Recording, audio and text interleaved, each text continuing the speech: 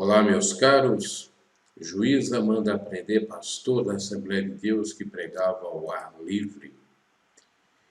Um pastor auxiliar da Assembleia de Deus em Coroatá, chamado Natanael Diogo, foi preso nesta terça-feira, dia 10, por ordem da Justiça ou de uma juíza chamada Anelise Nogueira, na mesma cidade do interior do Maranhão. Ela teria sido incomodada com a caixa de som usada pelo pastor que estava promovendo um evangelismo de rua.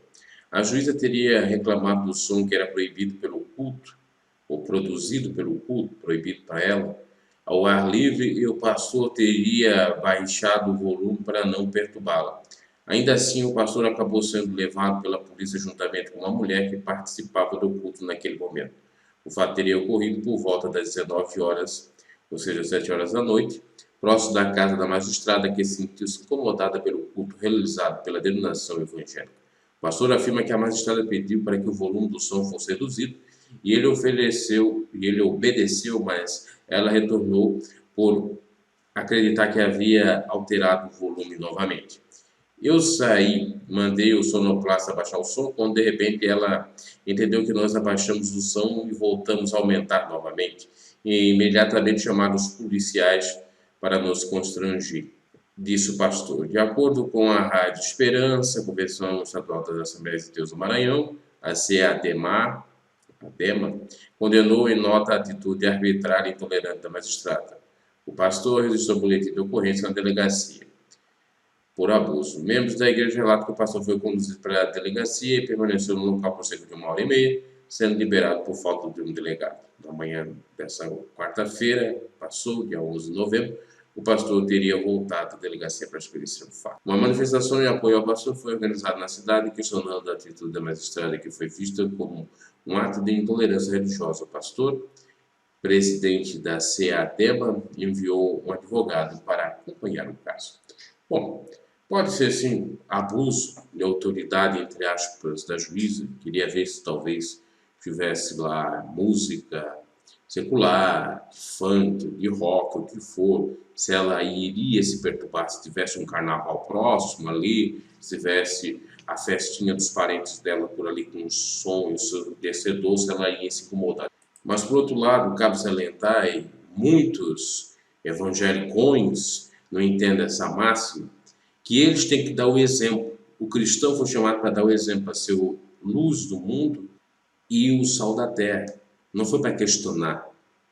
O som ele tem que estar equilibrado, ele não tem que estar ensurdecedor como os do mundo secular fazem. Ah, mas é por isso, é preconceito, não sei o quê.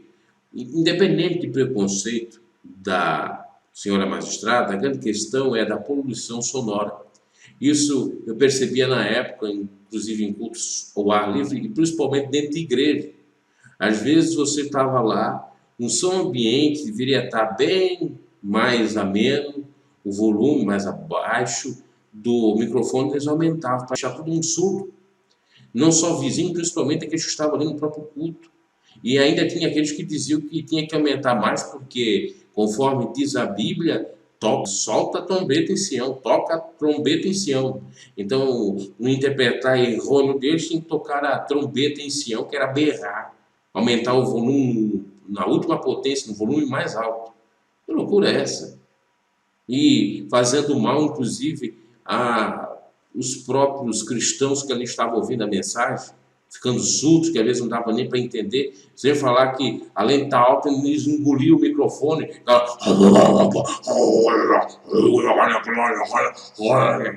Parece um roqueiro de heavy metal. Eles pregavam sem microfone, não tinha nada. Vai tudo na goela. Claro que eu compreendo que quando tem muita gente, o som não é audível sem o microfone, a voz não é audível, então vai ao microfone, mas que seja tudo equilibrado. Se já tem as caixas de som para levar o som do microfone, para que está aumentando ainda mais e berrando ainda mais.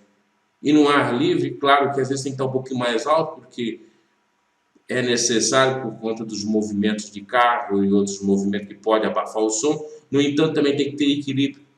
Eu vejo isso não necessariamente como uma perseguição religiosa, que às vezes eu até entendo que tenha uma intolerância, No entanto, existe uma burrice, uma ignorância por parte dos religiosos que eles acham que pode estar vomitando sobre essas pessoas, pode estar, na realidade, descendo o cajado, descendo de goela abaixo, o que eles querem ouvir, e às vezes as suas más interpretações bíblicas, inclusive.